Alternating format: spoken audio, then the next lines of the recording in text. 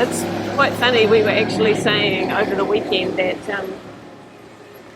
I don't know. All of a sudden, 10 months in, this really, really does feel like home. Like all the streets are familiar, the faces are familiar, the shops are familiar, the restaurants. I don't feel lost when I drive around anymore. I know where I'm going. I know how to get from A to B, even from the southernmost part of the island to the northernmost part of the island. It really doesn't take long. You've just got to give it some time.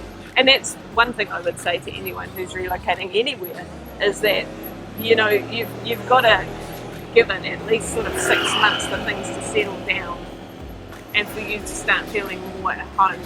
Like, don't feel unsettled before that time and run back home. I think you'll regret it. Give it a good chance because then things really do change. So we're going back down the street. This is what we kind of refer to as our neighbourhood. That was Anna. What's that? That was Anna going the other way. Oh, that would have been our neighbour Anna going to the gym. She is very good. I think she goes to the gym almost every day. I know it's terrible, but that's one thing you come to love when you're in Thailand, the 7-Eleven. Oh my goodness. It's like there's almost no need to go to the supermarket. That place has everything you could possibly need. And I know it's not exclusive to Thailand, but Thailand 7-Elevens definitely have some unique features all of their own. Another thing that's quite funny when you start to live here, I reckon, is that you get your favourite restaurants and you think and say that you're going to try new restaurants because there's restaurants on every corner. Like you could live here for 10 years and probably go to a new restaurant every day. But you just fall into this habit of going back to your handful of favourites. Hey Dan. Yep. Like what are our favourite ones? Sweetheart, Cheapass, Wands, Jen's.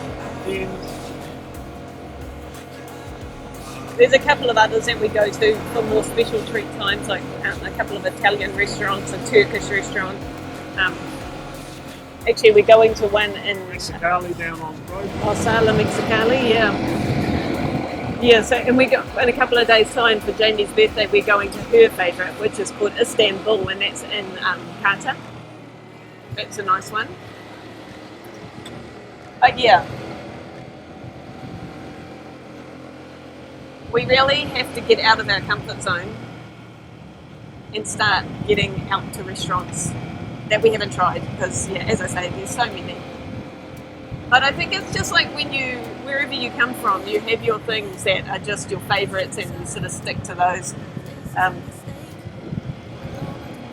we do the same here. And actually all our friends, all our expat friends, some of who have been here for like 5 years and more, it's the same thing. Their favourites might be different to our favourites, but they stick to the same sort of 5 restaurants on a loop. So yeah, maybe we all need to go out together and try some different things.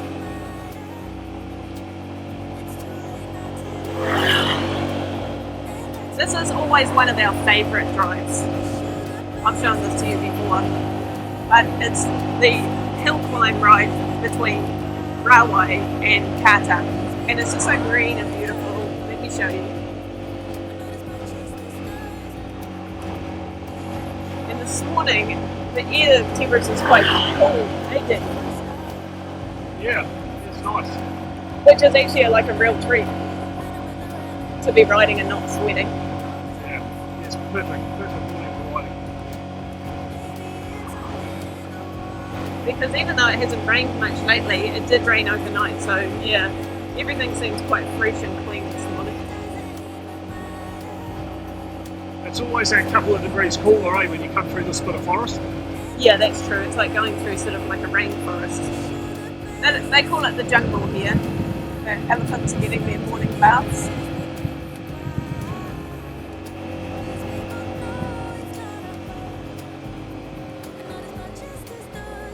Just realised that I better hang on a little bit because we're going on a steep hill climb.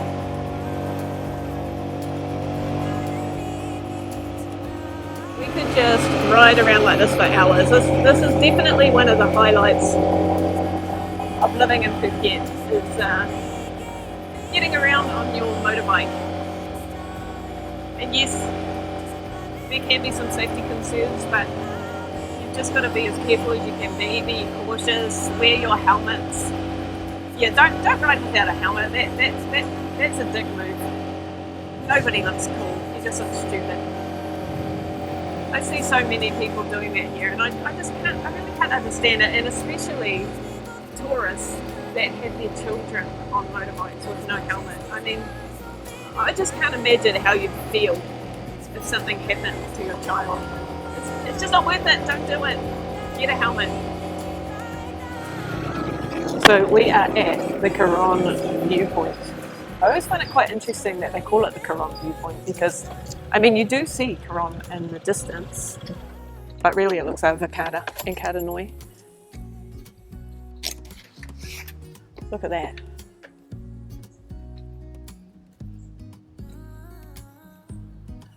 Can you see the view?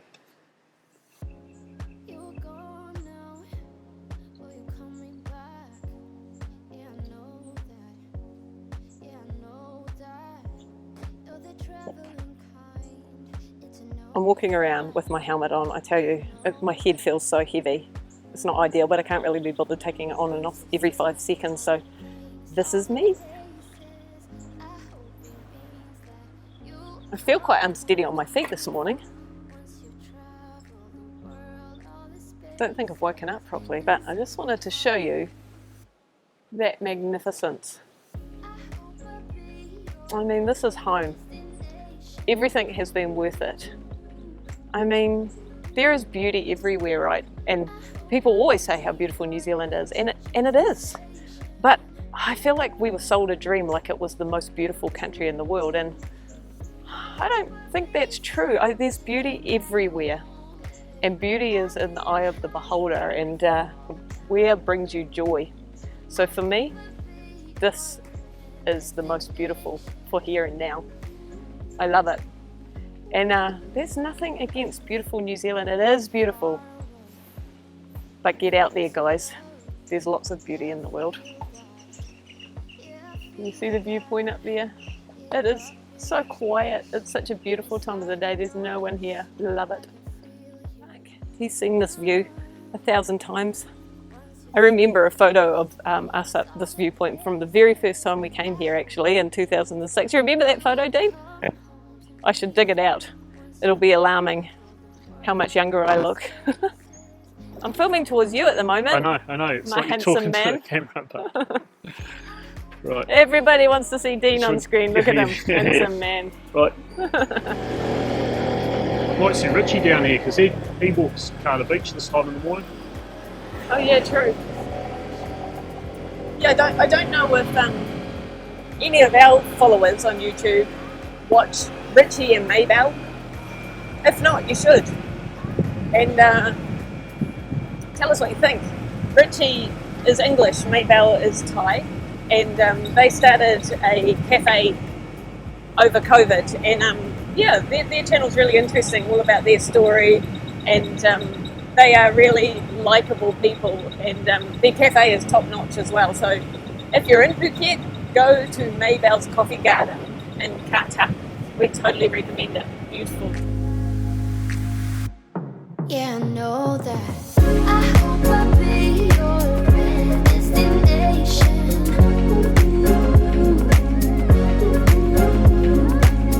I hope I'll be your life-changing sensation.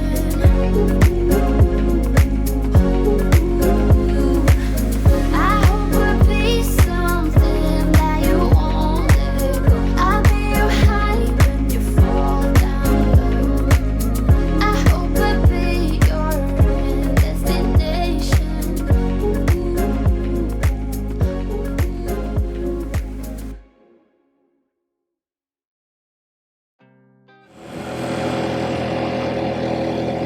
The view up here is outstanding. We're just going past some restaurants now. I actually had my 40th birthday, and my sister had her 50th birthday. So we should have probably carried on the tradition, and I should have had my 50th birthday there as well. Yeah, so if I was going to round up my 10 months in Thailand, I'd have to say I think it's been the best thing that I've ever done in my life. What about you, Dean? I mean, you know, there's obvious things like getting married and the birth of your child and all that. Of course, those are top notch, but I'm just talking about, you know, in terms of other things in our life that we've done. For me, this would be Top 10. Oh yeah, it's right up there. It's right up there. And I don't regret it a bit. I mean, it can seem overwhelming and difficult at first when you're trying to pack up your life at home and trying to put systems in place and trying to think about all the things that, you know, could potentially go wrong. Trying to make sure you've got the right amount of money to fund it. All those things. It can seem overwhelming and you wonder if you're making the right choice. And, you know, for us, we also had to relocate our dog from New Zealand to Australia to be with my sister. And, you know, that was quite heartbreaking for me, even though we knew that she would be in the best of hands. And she absolutely loves her life now with my sister. But decisions to make. But life's about making hard decisions. You have to do it every day. And if you don't, you're just going to be bumbled along doing the same old stuff. And you've only got one chance, right? This is it. So I don't regret this at all. And it's given me, I feel like it's made me braver. Like I don't know what the future holds. I don't know if we'll be here forever. At the moment it feels like we will because we love it. But I'm open. I'm open to other opportunities and other challenges, you know. And I'm not scared. Nothing really ties me down anymore as long as I've got Dean and Jamie with us. And, you know, we realised too eventually Jamie probably will be going on her own ride. And that'll be okay too. Yeah. If you're into surfing, it's pretty consistent in the monsoon season down here. Except for when they had the, remember when we came down for the surf comp and it was...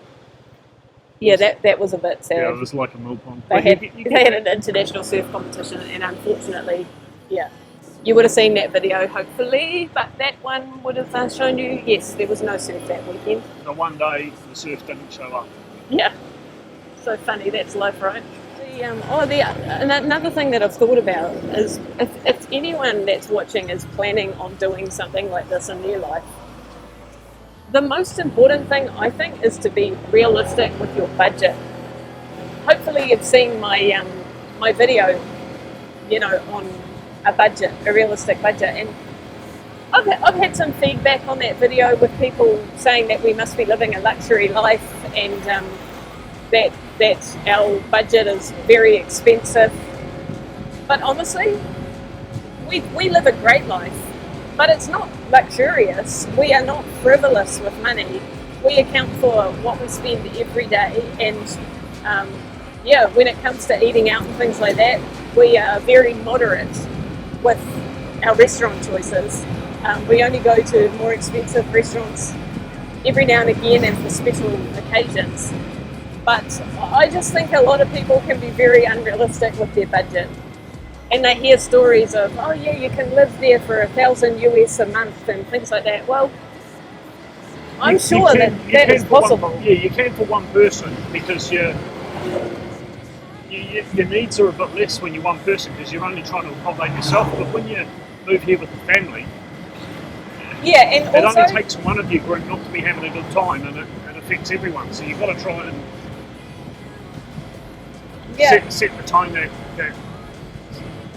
keeps it at a good and standard. even for one person living on that sort of budget, I mean, it's going to be really very basic, and it depends what you want. I mean, do you dream of relocating to a beautiful place like Phuket and then living on the bones of your ass?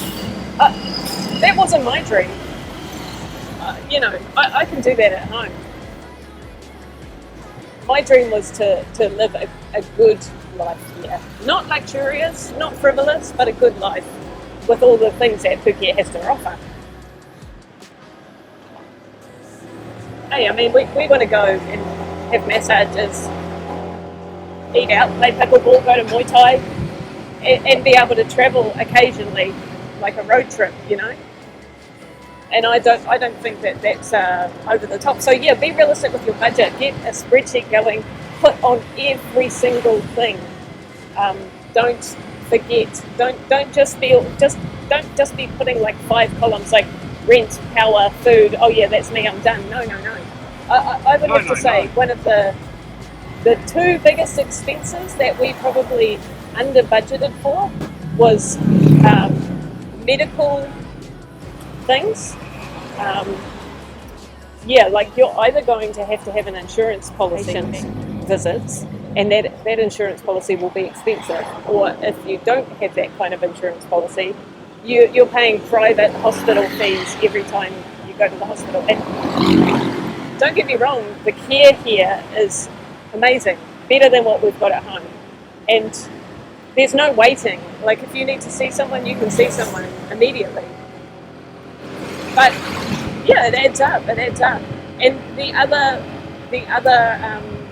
area that I under budgeted for is a very generic one that I call other expenses, and that's things like if you want to buy things for your house, if you need a benchtop oven because your house doesn't have an oven, if you want a blender, if you want kitchen utensils, if you want sporting equipment, things like that make your life that little bit better. Yeah, that's a whole kind of area that gets forgotten about, I think, and you really do need to budget for that. So yeah, do a realistic budget. Don't come here thinking that you're going to live on $1,000 a month and find out that it's 3, 4, 5 times that, and that you're going backwards at a fast rate of knots, because that can be very disappointing. And not only disappointing, but it can mean that you have to go home and go to work. So think about that. Think about what you think about, man. Yeah. Don't be silly. Think about it. So, talking about that, you'll realise that there's only a few options to fund a long-term trip to somewhere like Thailand. And it's either that you've retired and you have sufficient passive income, or that you've saved up a sum of money and that you are just planning on being here for a certain period of time. So, you may have put aside enough money to last a year or 2 and you're happy with that. Or the other option is if you get a job here, which has its own set of difficulties. You have to have the right kind of visa, a work permit, and then you have to have the kind of skills that are required here. And at the end of the day, you will be earning Thai baht in general, not US dollars. So you've got to understand what that actually equates to and how far that will go and what kind of life you can live. So just stop, spin the camera around and get a little bit of footage facing forwards so you can see where we are. Down in Perong, just leaving Perong. Head back to Carter, up over the hill, down into Rawai, home for a coffee, and a little bit of breakfast.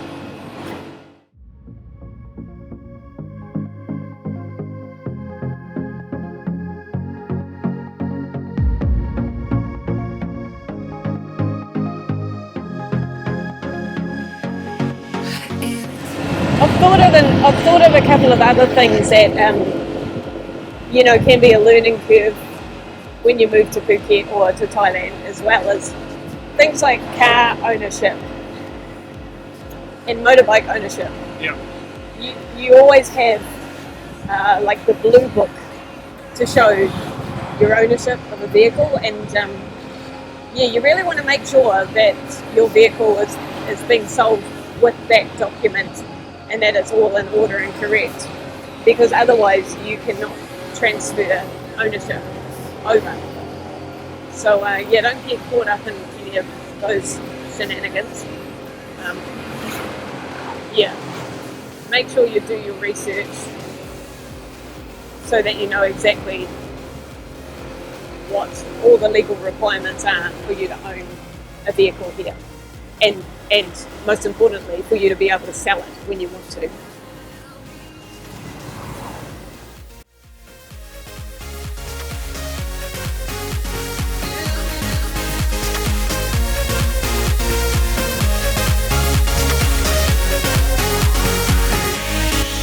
If you trust in me, I'll be yours forever.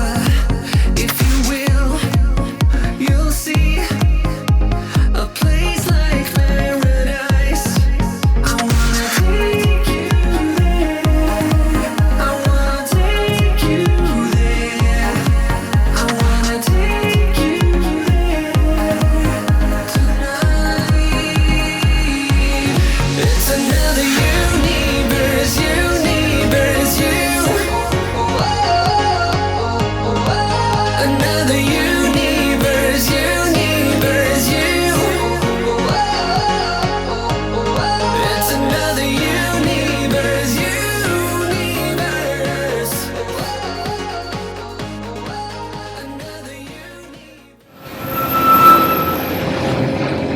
Yeah, all the buses and the trucks drive around here like maniacs, so watch out for them. But it seems like their brakes are pretty good, so yeah, don't worry too much. Oh, another thing about driving in Thailand, I don't know about the rest of Thailand. I mean, I know Bangkok is crazy, but driving in Phuket can be pretty crazy. I mean, we're driving around this morning and it's peaceful as anything because there's hardly any cars on the road, and it's lovely. But normally throughout the day, and especially if you're on the main roads, it is chaos. Yeah, they drive in a special way over here. There's a lot of tailgating, not much indication. Yeah, in my view, you have to be pretty confident but safe. But if you lack confidence and you hesitate, honestly, I don't think you'll get anywhere. You'll be stuck.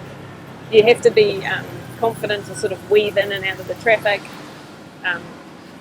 You know, be looking at all your rear vision mirrors and just, you know, move with the traffic. But if you can drive in Phuket, I reckon you can drive anywhere. And I think that you have to resign yourself to the fact that there may be the odd little ding dong, the odd little crash, and that hopefully it's just a non-injury thing where your car gets a little scratched up. So you might have seen in a previous video where I had a little crash in my car. It wasn't my fault, I got crashed into the back of. Yeah, that all turned out fine in the end. We got our car repaired and nobody was hurt. Life went on. But I did learn a thing or two from that, and that is another hint for me. If you have a crash, just stay exactly where you are. Don't move your car. Even if you're blocking traffic, do not move your car. Wait for the police to come and they will ascertain fault, and that's what you need for your insurance company claim, etc. If you even pull off the side of the road, things can get tricky. So yeah, it might seem strange, but take my word for it. If you're dealing with a foreigner that's on holiday, you're best to come to an agreement right there at the accident scene and take some money from them, because you will most likely never see them again. Yeah, that's another one of those "this is Thailand" things. Sometimes you just got to do the deal on the street.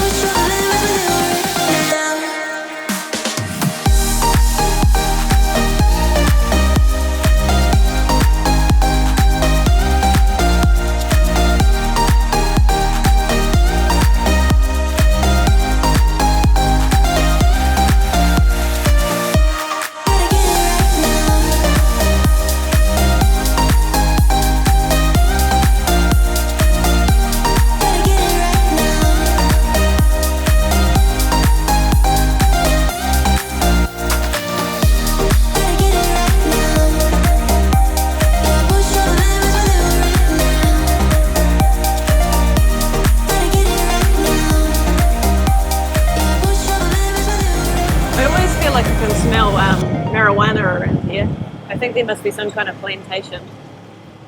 Yeah, Can you smell it? yeah. When I went through old Phuket town the other morning, I must have gone past quite a big laundromat and it had that fresh washing smell, Yeah. and it was just the best smell. It was really cool. Yeah, that's a real smell of Phuket, isn't it? That laundry, that beautiful laundry liquid that they use. It's the fabric softener, and it's got this perfume to it, and yeah, all the little laundry places, you can smell it as you drive past, and it's just so nice. The elephants are having their breakfast now.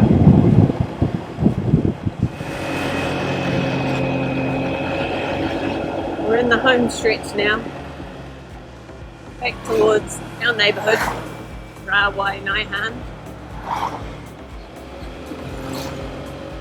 That's one thing, even after 10 months I still get confused about which part of this area is officially known as Rawai and which part is known as Naihan.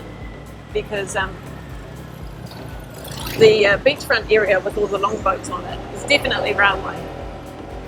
And then we refer to this area that we live in as Rawai, but a lot of people refer to it as Naihan. So yeah, I don't really know where the boundaries lay. We might find out one day.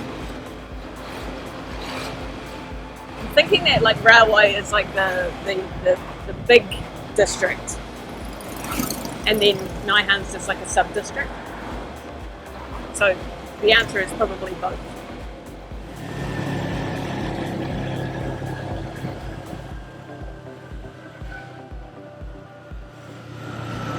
So this is our street, and Dean calls it the best street in Rawai. And I think it is. Like, it's definitely the widest street. I think it's got the nicest villas on it, and most of the properties around here have quite big yards. It's nice. Palm trees,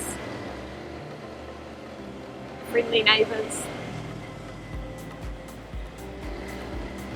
It's all pretty awesome and so handy to everything that we love.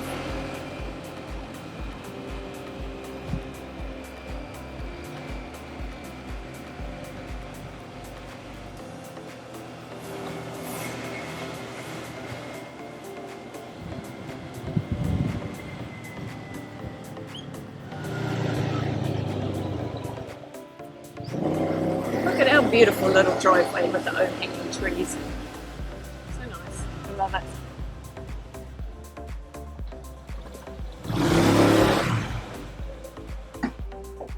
Oh, My legs are stiff. I can't remember the last time we went out for a ride first thing in the morning like that. It's quite nice, eh? Very nice.